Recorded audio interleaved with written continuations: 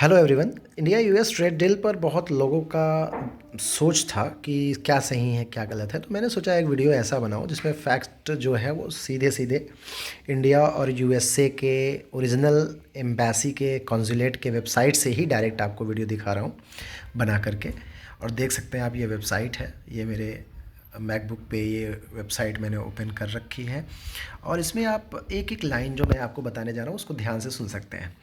देखिए, ये एग्रीमेंट जो है 25% टैरिफ जो इंडिया पे बेसिक टैरिफ लगा था, जिसको हम लोग रेसिप्रोकल टैरिफ कहते हैं, उसको घटाकर 18% यानी 18% लाने की बात की गई।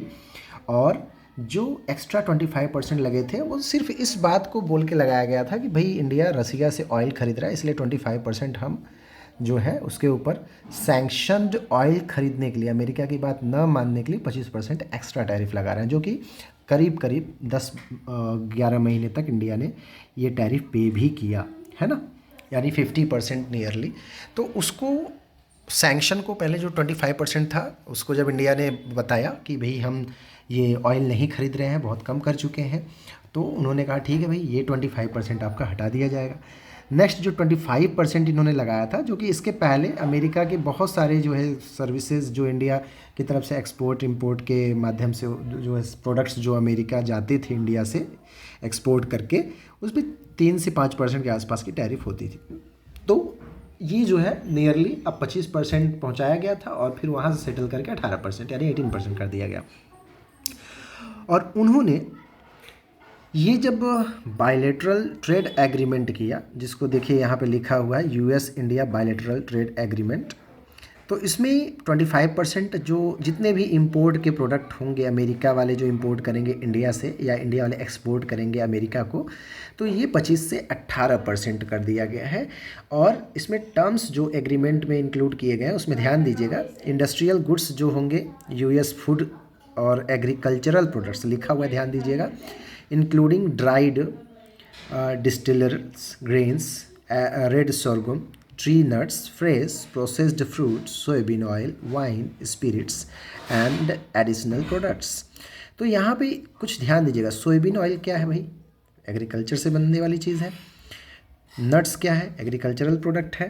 तो एक सेकंड रुकिए, फिर उसके बाद ध्यान दीजिएगा, एग्रीकल्चरल प्रोडक्ट लिखा भी है इसमें, आप देख सकते हो यहाँ पे। फूड और एग्रीकल्चरल प्रोडक्ट, जाहिर सी बात है खेती बाड़ी की चीज़ों से ही रिलेट करेगा। फिर इंडिया क्या बाई करेगा भाई अमेरिका से? $500 बिलियन का यूएस एनर्जी में क्या आएगा भाई? क्रूड ऑयल, जिससे बनेगा पेट्रोल डीजल, ये सब बनेगा, है ना, एलएनजी पीएनजी सीएनजी, ये सब चीज़ें मिला जुला के एनर्जी के प्रोडक्ट, ठीक है। फिर इंफॉर्मेशन कम्युनिकेशन, जैसे कि इंटरनेट थिंग्स हो गया, या क्लाउड चेन हो गया टेक्नोलॉजी, या क्लाउड स्टोरेज के लिए डेटा सेंटर हो गया, मतलब बहुत सारी चीज़ें इसमें आ जाएंगी, ठीक है। तो ये चीज़ों के बारे में, टेक्नोलॉजी के बारे में, कुछ कोल की बात हो रही भाई, यहाँ पे कोल भी खरीदा जाएगा, यानी $500 बिलियन। इसका वैल्यू अगर मैं आपको बताऊं तो 2026 में जो इंडिया ने टोटल अपनी इंडिया का बजट बनाया वो लगभग 50 लाख करोड़ के आसपास के अंदर ही था।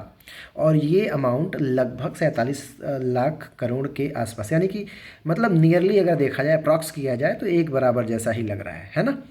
एक बराबर मतलब जितना पूरे इंडिया का टोटल बजट था 2026 का, उतने का हम सामान अमेरिका से खरीदने का जो है क्या कर रहे हैं भाई, एक कमिटमेंट कर रहे हैं। कमिटमेंट अमेरिका की तरफ से कुछ इसमें नहीं है वर्ड कि हम इतने डॉलर का अमेरिका वाले जो है इंडिया के साथ सामान खरीदेंगे, लेकिन इंडिया की तरफ से इतना बड़ा कमिटमेंट किया गया है, ये बहुत बड़ी एक बात होती है, ठीक है। अभी जो ट्रेड हमारे चल रहे हैं वो 100 बिलियन के ही दायरे में है, लेकिन अब ये $500 बिलियन का हम सामान खरीद लेंगे अमेरिका से, ऐसी बात हो गई भाई। तो ये कहाँ तक अच्छा है कहाँ तक बुरा है ये तो हम नहीं बता सकेंगे अपना ओपिनियन, लेकिन हमें जहाँ तक अगर सिर्फ यस और नो में बोलना हो, तो अगर अमेरिका से ये ट्रेड डील हम कर रहे होते तो हम ज़रूर इसके लिए नो कर देते, ठीक है।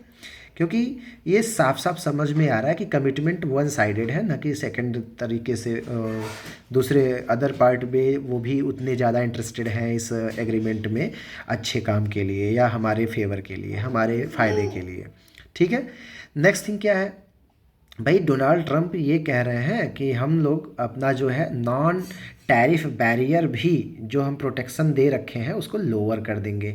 आप पढ़ सकते हो ये लाइन, यानी कि जो हमारे देश में प्रोटेक्टेड टेरिटरीज़ हैं किसी भी सेक्टर की, उनको भी ये कह रहे हैं कि हम उसको टैरिफ बैरियर को, बैरियर मतलब रुकावट या बाधा होती है, आपको बता दें, तो इसको भी इंडिया वाले कम कर देंगे ताकि अमेरिका के लोग उन फील्ड में भी, उस सेक्टर में भी अपनी चीज़ों को बेच पाएँ। ठीक है, उससे उनको ज़्यादा बेनिफिट हो जाएगा।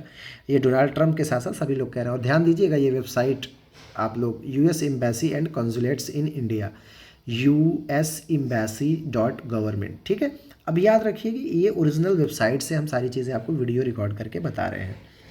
ठीक है, अब ये यहाँ पे आपको लाइव ये चीज़ें बता रहे हैं और ये डायरेक्टली वेबसाइट से ही बता रहे हैं। तो ऑन अप्रैल 2, 2025 प्रेसिडेंट ट्रंप ने डिक्लेयर किया था नेशनल इमरजेंसी, और तब से इन्होंने लगातार एक अनफेयर ट्रेड प्रैक्टिस करते हुए सभी देशों को इस टैरिफ वॉर में उलझा रखा था।